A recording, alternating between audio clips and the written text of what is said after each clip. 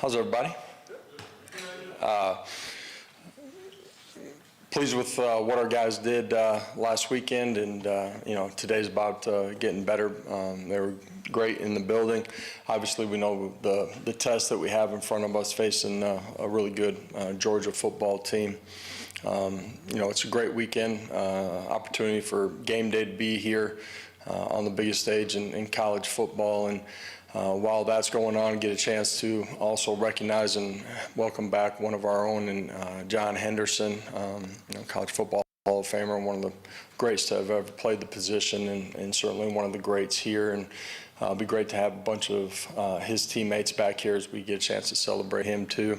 Checker Neyland, anticipate our fans helping bring in the Neyland effect here and create a great atmosphere on Saturday afternoon. So looking forward to the contest and the preparation during the course of the week. Open it up. Questions? Start up front. Just right here in front, how do you prep for a guy like Gunnar Stockton, who really has such limited experience, just his first full year as a starter, and they've only played Marshall and Austin Peay? How does your staff find unique ways to scout a guy like that for such a big game? He's played really well. You look at him this year, he's taking great care of the football. He's been accurate with it. He's got the ability to be extremely mobile and extend and create plays on his own. You got to do a great job of applying pressure, but still bottling him up inside of the pocket, not letting him get outside of it. If they choose, he certainly can be a part of the quarterback run game as well and try to tilt the numbers. So huge test for us defensively. Communication will be important. All the shift trade motion before the snap of the football as well. We got to be at our best. Rob, then Ellie. Left. Coach, at receiver, you got some young guys that are obviously very talented. Georgia has a history or reputation for being really physical on the perimeter. Mm-hmm. What kind of a point of emphasis is that for your guys this week, and where do you think they are? Yeah, absolutely. In this football game, there's one-on-ones that guys are going to have to win all over the football field. And you're talking about the wide receivers. That's going to happen at the line of scrimmage as well. And, you got to play with fundamentals and technique. And get off of it. That's press man and all the coverage variation that they have. You also have to be able to recognize those things as well. And protecting the quarterback, winning the line of scrimmage, going to be important, and vice versa for us defensively. We got to do a great job against the run. You got to get them in third and longs, and then you got to be able to get off the field. Coach, what's one thing that excites you about this week just after watching some film? I'm excited to go compete. This is a conference opener, great opponent, and it's going to be a great atmosphere. So for us, the preparation is going to be important, focusing in on what matters, which is your preparation and the details of it. The subtleties of this game, you got to go win one-on-ones, but you got to play assignment sound. You're playing a really good opponent. You can't give them anything. And then through your preparation, when a play presents itself, you got to be able to go make it. Adam and Paige. Josh, Georgia's certainly under Kirby has been really good on the line of scrimmage, not just in this game, but every game. How much of that physical style is personnel? How much of that is philosophy and scheme?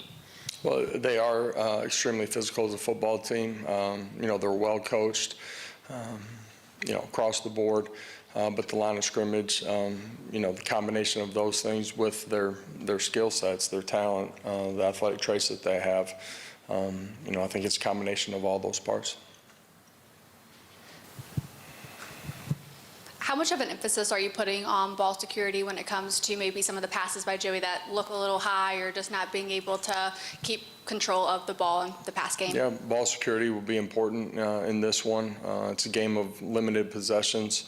You got to maximize your opportunities. The ball is everything. You can't give them short fields, and you got to maximize your opportunities when you're on the plus side of the 50 as well. And that comes in the form of the guy that has the ball in his hands. As far as our skill players securing it, it's the quarterback taking care of it in the pass game, being decisive and reading things the right way. It comes in the form of protection too. So it's all 11. They got to do a great job of it. Sam and Elijah. During pregame last week, Lance Hurd led the offensive line huddle and was very animated and emotional during his pep talk. How have you seen him take on that leadership role, and why is it important that he has? Yeah, a lot of new guys in there. He's one guy that had time on task inside of our program.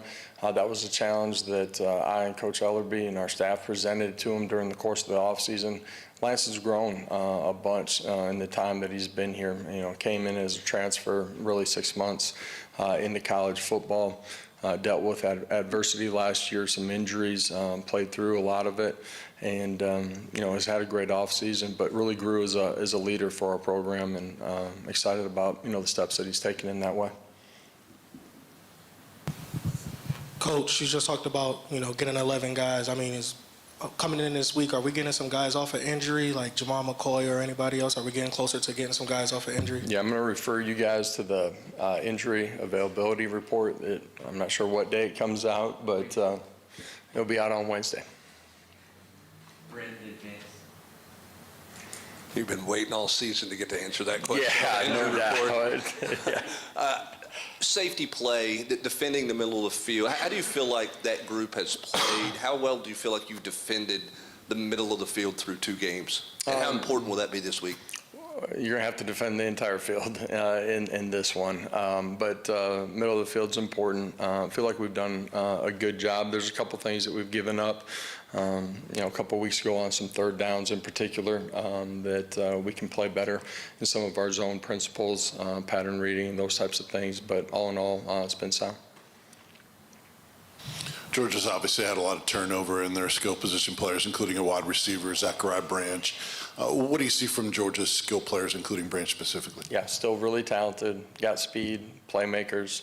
You know, Branch is a guy that's played at a high level, has experience, played really well here the first couple of games, dynamic in the return game as well. He poses a big test for us. Austin.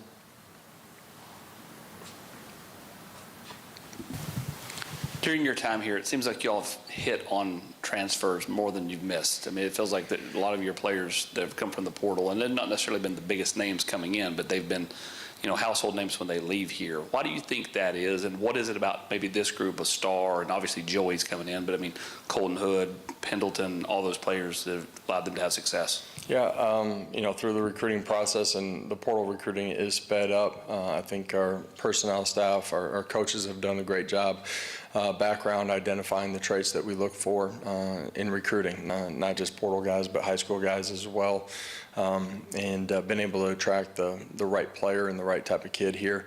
I also think our leadership here is a big part of that too, and helping onboard those guys and get them going in the right direction right away. Coach, after a big win, how do you make sure that your team stays grounded and focused going into a game against a team like Georgia? Yeah, previous Saturday has nothing to do with what's going to happen, transpire the following Saturday. Nothing good or bad follows with you. You got to learn from your lessons, and your preparation practice take you to a position being ready to go play at a high level. And in this one, the details are going to matter, and you know, that comes in, you know, your fundamentals, your technique, your eye discipline, everything post-snap can be really important. Brendan Page. With this game being earlier in the year than it has been, is there any difference in preparation? Is there any have to maybe adjust more on the fly because you don't have as much to study and prepare for with them playing 2 games and you guys only playing 2 games against the opponents you played? Yeah, I think all of your early season games, we talked about it before week 1, after week 1 too. But even at this point, there's less, you know, current video of, you know, what they're doing. And so communication adjustments are important in this one. That's your players on the field. It's also your coaches and players together when you get to the sideline. I believe it was the final drive against ETSU. Joey Aguilar was in the huddle with the team as you guys are getting ready for your last offensive drive. What is it about Joey, and how special is it to have a quarterback like that even at the end of the game, he's very actively in the huddle? Yeah, great teammate. That's who he's been from the time that he got here, developing relationships, as he was first onboarding into our program, and certainly a guy that cares about the guys that are around him, and to go cheer on the other quarterbacks, the other young guys that were getting an opportunity, speaks to who we know him to be on a day-to-day basis, and I think that's important in your leadership from your team. All right. Thank you, Coach. Appreciate it.